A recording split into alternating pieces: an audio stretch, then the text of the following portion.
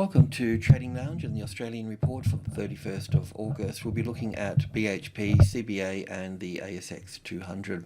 So with ASX, BHP here, the count is reasonably clear in that we have a nice impulse wave here for wave 1, an A and a B and a C for wave 2 here, and then 5 waves up here for wave 3 and then 4 and then 5 to make wave 1 here.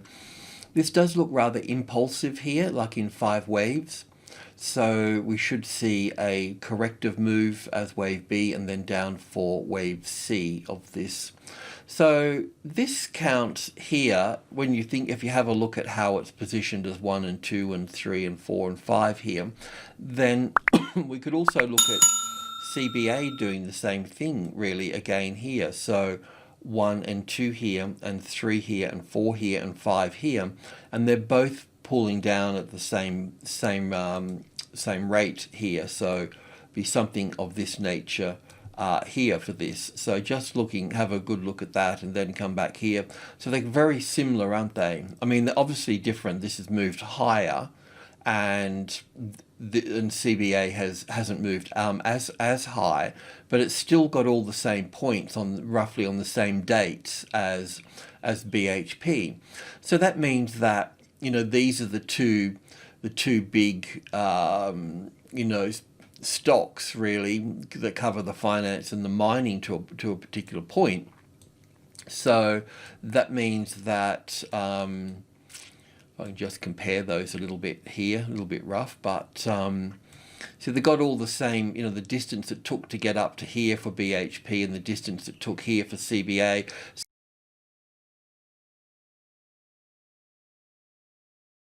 So the timing, you'd have to say, is pretty close, isn't it? You know, so I think we could count them both the same, and so that would leave the XJO kind of halfway between CBA being a bit sluggish and BHP being quite strong. So it's kind of in the middle of those two, isn't it? So I think that that's why I just wanted to point that out today, and have a look at the ASX200 here. Obviously I've got it counted a little bit different because we've got this extra wave in here. But we are seeing it sort of roll over at the same time here for this.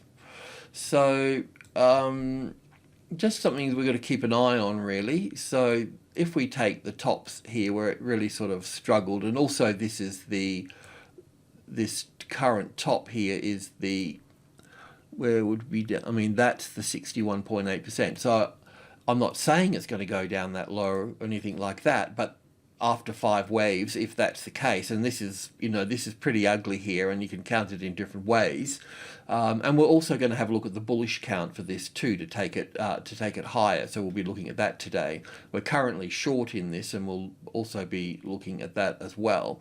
But this is also when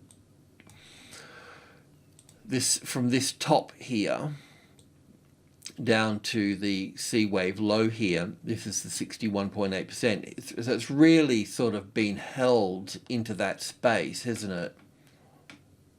But the thing is, you know, what I normally do is when I look at the distance from a previous structure, I always look to the 61.8%.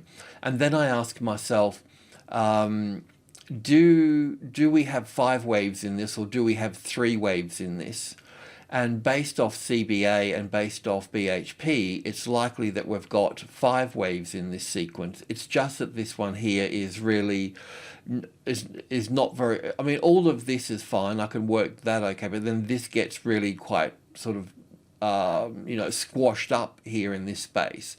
So yeah, anyway, I just thought that today I just wanted to show the relationship between BHP, CBA and the XJO, and a possible top in play here. The other way to count this on a more bullish note here is coming into, let me just think here for a moment. Okay, so if I look at this as wave 3 here and 4 here, then I've got 1 and 2 and 3 and an A and a B and a C for 4, and then up for 5 here, so where I've got the top. So we could also look at this as wave 1 really too in this case. So we could put this I mean, I just want to look at both sides. So we could also put wave 1 at the top here and wave 2 coming back into this space, because from the low here, the 5 waves up here, which we'll call wave 5 or wave 1, and this would be an A and a B and a C wave here coming back for wave 2 here. I can still see with this here, I can still see another move down here before we find, you know, support. So we're going to stay on the bearish side of this, and we will add to the short positions if the 6,000 becomes the retested resistance. So we normally expect it to come down, it would bounce back up, lose a bit of speed in that eventually, then roll over, come back up and test that. If it was going to be bullish, then it would eventually find support on this here, and then we could look to go to the upside. On the short side though, we'll be looking to use this one, and maybe if we're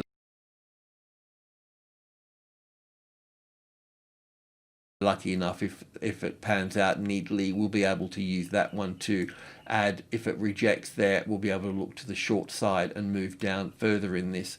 And this move here as wave 1 and 2 as being A and a B and a C here, but otherwise we'll need to look at this as 1 and 2 here, and coming down for 3, 4 and 5 here for this, coming into a deeper move here. And if we do get this 5 waves here, then it's likely we'll see 3 waves and then down again. So let's take a closer look at this space in here. This is looking at this with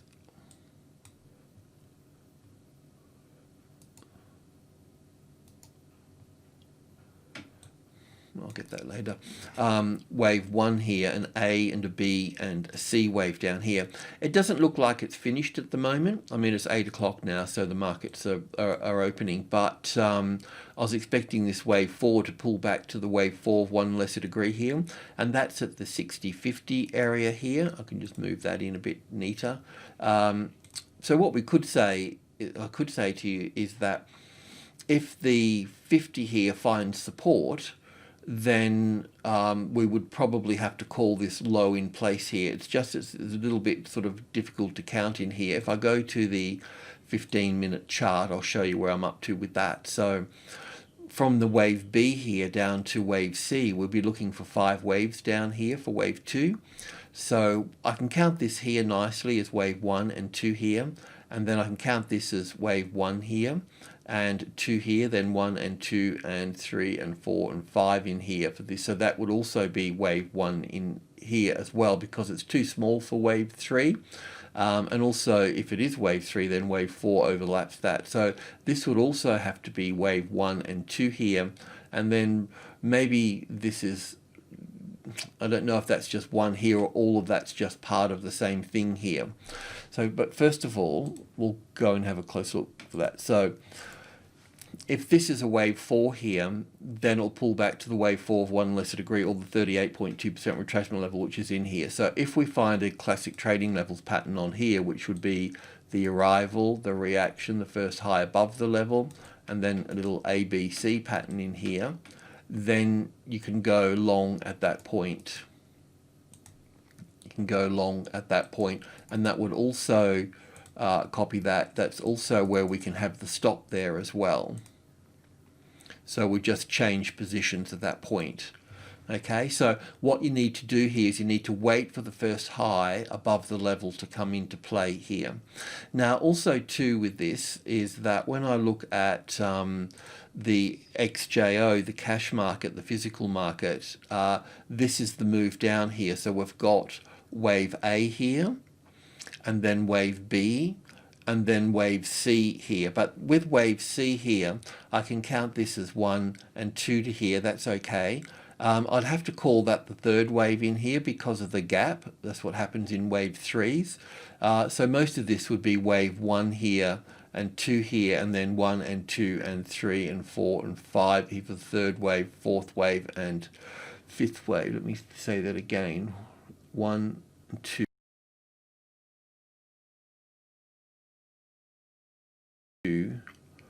I'm really just guessing in here because it's hard to see it. 1, 2, 3, 4, 5. It's possible to have the fifth have it finished in here, but what alarms me that it's not finished is that this move here is in 3 waves, an A and a B, and then 5 waves up here for wave C here. So we don't have 5 waves off the low here. So I'm thinking that all of this, this is 1 and 2 here, and all of the 3rd wave here, the 4th wave here, and then the 5th wave needs to come down further, so we still need a new low here. So we'll just keep an eye on this, see where it opens and see what it does. I mean, if the futures is trading at 6036 here, then that's further down here, isn't it? So when this opens, that will drop lower at that point and give us that 5 waves down. So yeah, 1 and 2 and 3 and 4, and coming down for 5. So that move down here can be completed at that point. But then it can rally from that point. So yeah, I mean, looking at this here, I should see one more move in here for this at least, and that's the 6,000. And what this will do, that will give us that first low below the level here. So that becomes the just delete that and borrow this one here. That becomes our next short trade at that point. Okay.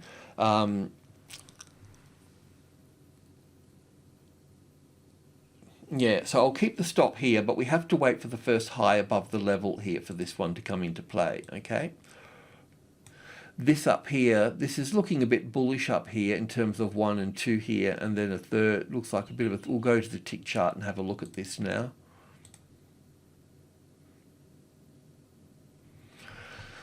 So coming down from the B wave here, wave 1 and 2 here, then 1 and 2 here, and because it's got overlapping wave structures, I have to call it wave 2 here. I'm a little bit unsure how to count this one here. I haven't really had a lot of time to ponder on it. I'm not sure if this is wave 3 here for this, or this wave 3 really should be over here for this. But even so, this is the wave 4 here. In this case here, I've got an extra wave down here. So in this case here, I've got blue wave 4 down to blue wave 5 to make 3, then 4, then 5 here for this. But don't forget the 61.8% mark is sitting right on the 6,000 there. And we know that the 6,000 is good support. So we'll just see this bounce here, how this goes here for this. It does look a bit bullish, but it's a little bit... So this looks like it's 1 and 2 in here, then 3 here, and 4 here, and then up for 5 here. So we can have it as an A and a B wave, and then a C wave up here and finishing here, and then dropping from here. Or we can have it as a bullish count, which would be wave 1 here, 2 here, 3 here, 4 here, and then 5 here for that. So that's the way that that would play out there. So you just need to keep an eye on that. So I'll just label that here. So we've got little wave 1 here, 2 in here, 3 here, so it would be 4 here for that, and then 5 here for that. I'm just using this, probably not the right labeling, but as far as looking at it in a bullish way, so we'd look at that as wave 3 here, wave 4 here, and then wave 5, giving us that first high above the level. That's the one that we're looking for. And then I can't draw on this side, but if we do get that 5 waves there, which I can draw over this side actually, so let's just say that this is wave 3 here, wave 4 here, and wave 5 here for this. Then there'll be the A, the B, and the C wave coming back. So it's all about that high here. That will either keep us short or keep us long at that point. Does that make sense? And we're working the midpoint 50 here. So that will be the change in everything at that particular point. And then we'll just have to call, if we got that 5 waves up here, then we'll have to call this low in place here at that point.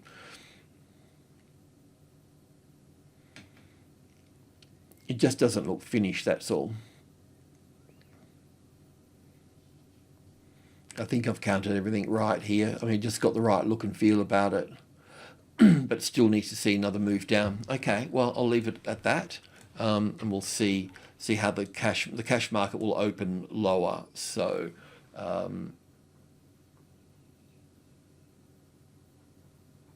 yeah. Alrighty. Yeah, so I'll just leave it at that. Thanks for tuning in. Much appreciated. Cheers.